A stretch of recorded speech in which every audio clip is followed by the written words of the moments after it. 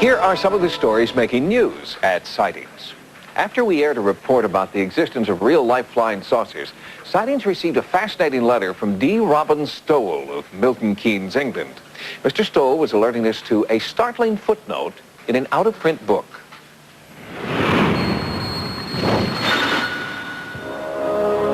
Milton Keynes, England. It's not the kind of place where we expect to get new information on real-life flying saucers. But after our recent report on disc-shaped aircraft in Canada, top-secret American saucer projects, and Germany's development of craft like this during World War II, a Sightings researcher received this letter from viewer D. Robin Stowell. A typesetter by trade, Stowell alerted us to this book, Brighter Than 1,000 Suns, an authoritative history of the race to build the first atomic bomb. Stowell typeset the original manuscript nearly 40 years ago, and never forgot this brief reference to a Nazi saucer that could outmaneuver any Allied aircraft. 4 decades after publication, Stowell found a copy of the out-of-print reference book and confirmed what he had long remembered. The footnote describes German saucers that were 45 yards across, capable of reaching speeds over Mach 1 and climbing to an elevation of nearly 8 miles. Some experts believe that these Nazi saucers could have been responsible for the legendary Foo Fighters sightings over Europe late in World War II. But if they were, it still does not explain Foo Fighters spotted over the Pacific during the same period. Forgotten, a bizarre experience that happened during a moonlit walk more than 20 years ago. First, time suddenly slipped away in the blink of an eye. Then, there were 3 bright orange lights in the sky. Was it a trick? A hallucination? Well, the questions went unanswered until Karen saw a recent Sightings report on alien abduction, and something about the story struck a resonant chord.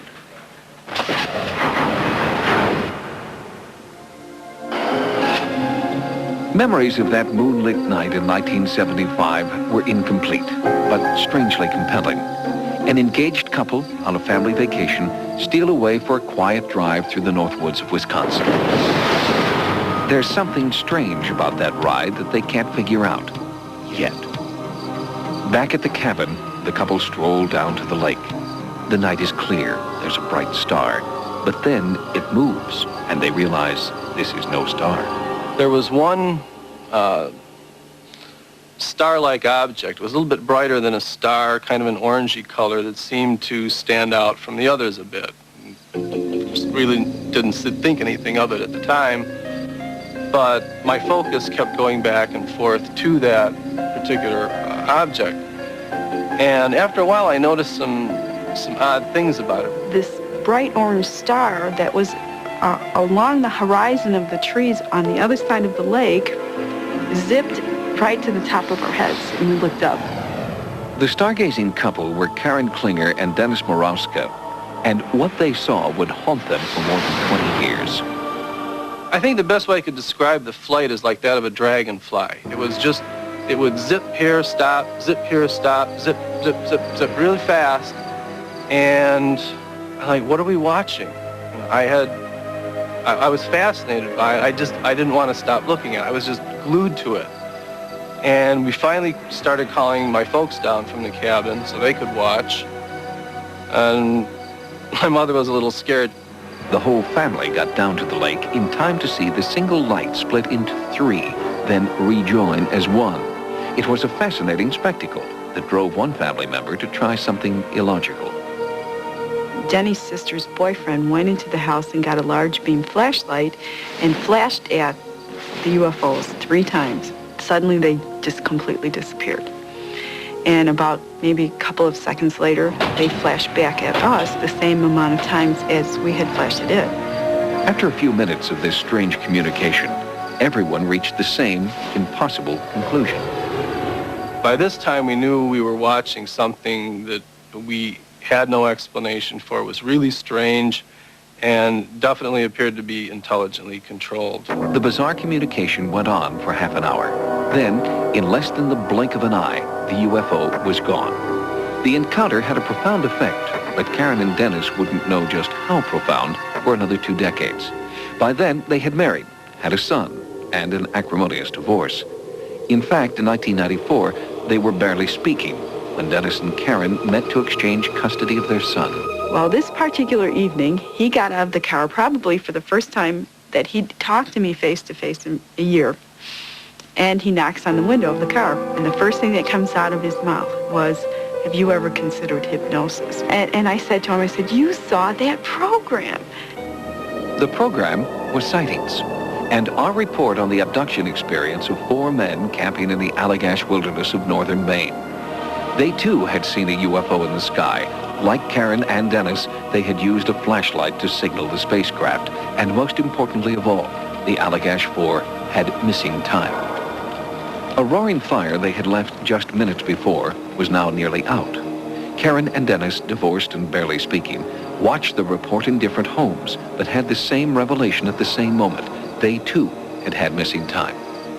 Both Karen and I remembered the night of this incident that as we were driving around the lake, which is exactly a 4-mile radius, doesn't take very long to cover it all, that at one point we looked up and the moon was directly in line with the rearview mirror of the car.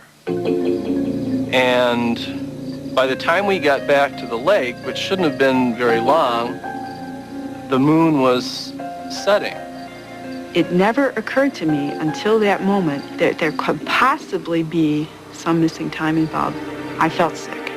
I literally felt nauseated at the thought of it. But what happened during that missing time? Dennis asked Karen if she would consider hypnotherapy as a way to find the answer. I think that the nature of a repressed memory is that there is no conscious access to this memory. It's not something that somebody remembers once or occasionally and then sticks back in a locked vault someplace in their mind. Dr. David Clayton agreed to hypnotize Karen. He had no faith in the abduction experience, but as he worked with Karen, he realized that she was not unlike other patients who he'd seen relive past trauma under hypnosis.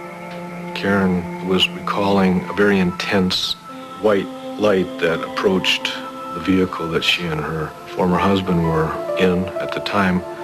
And when this white light approached the side of the vehicle, it was so intense, I think Karen, at that point, felt that she had fainted. Under Dr. Clayton's watchful eye, Karen revealed traumatic contact with extraterrestrial beings, something Dennis couldn't or wouldn't recall. But their descriptions of the craft were nearly identical. We compared notes later. They corroborated very closely with some of the points that Karen had brought up under hers. We both got these images of a grid-like pattern, almost a primitive type structure, almost like a dirigible or something. Independently, Karen and Dennis insisted that the purpose of the abduction was not to hurt them, but to help all humankind. They each felt compelled to deliver the same message. The fate of Earth is intertwined with alien worlds throughout the cosmos, and Earthlings are not doing a good job of taking care of our part of the universe. It's a message that abduction support group leader Mary Kerfoot hears a lot. As far as the phenomenon in general, some people's experiences can truly be described as abductions. They are taken kicking and screaming, struggling against their will. Others evolve over time as they understand what is happening to come very cooperatively and become associated with the beings that they're working with in a participatory role. The Chicago Center for Encounters support group was formed in 1993, so abductees and experiencers would know that they are not alone.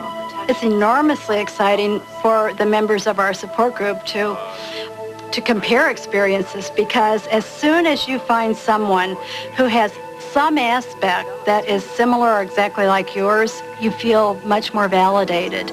At first, abductees were pariahs, oddballs, inventing a new mythology.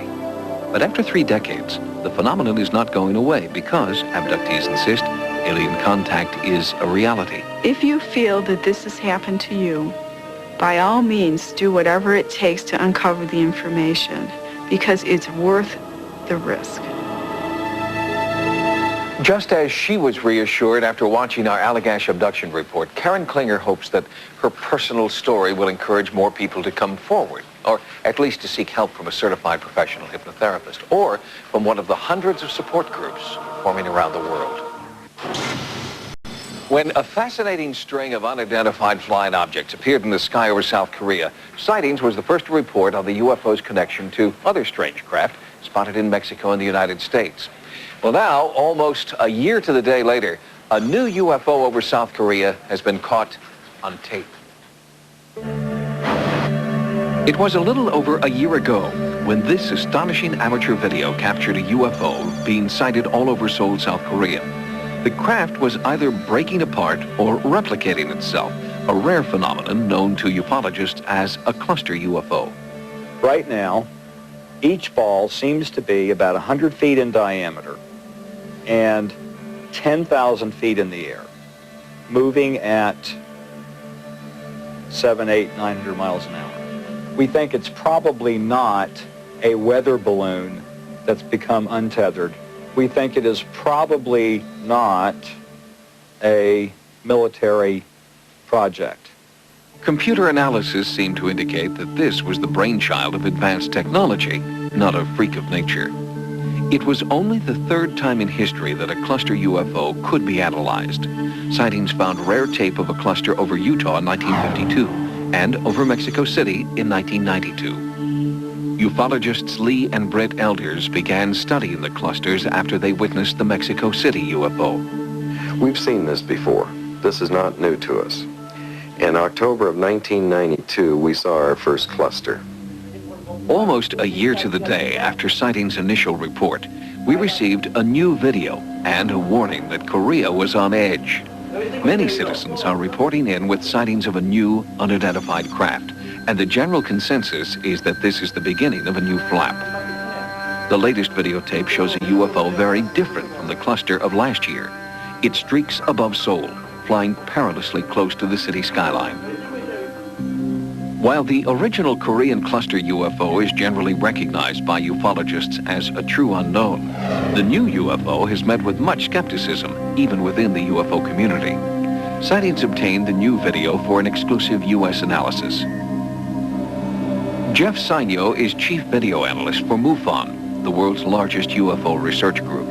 He looks at thousands of supposed UFO photographs and videotapes every year. Typically, a majority of both photos and videos I get are of ordinary objects from sincere people. So in analyzing it, the first thing to do is eliminate ordinary objects as possibilities.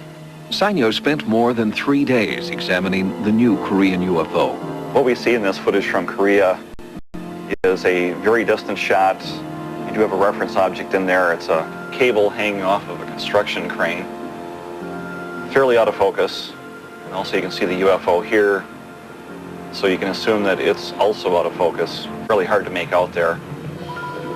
As we roll this, you can make out a contrail shape there. And if you watch here, you can see fairly well-defined head on it. You can see right here it's moved a little bit further out, typical of an airplane. Straight, ordinary motion. And about right here you can see a little glint of light. It's probably a reflection of the sun off of a window. So you see really no anomalous motion. This is a good example of how you can see a well-intentioned person here with a very high zoom camera, unable to see it by eye, is mistaking an ordinary object for something unusual. Despite MUFON's official dismissal of the videotape, thousands of Koreans remain unconvinced. They see the UFO as an omen, a new generation of UFOs that will follow in the footsteps of last year's spectacular cluster. There will be more, Korean ufologists are saying, and contact is inevitable. If Earth is being visited by people from other places, from other worlds, from other dimensions, they're speeding up the process right now. Something major is happening. Why Korea? And why now? Veteran ufologists suggest that the answer can be found by studying the past. In an unusual number of reported flaps, major UFO events are followed by a period of momentous geological or political change in the same area. That is why some people in South Korea believe that their UFOs portend peace with North Korea. Until next time, remember, no mystery is closed to an open mind. For Sightings, I'm Tim White.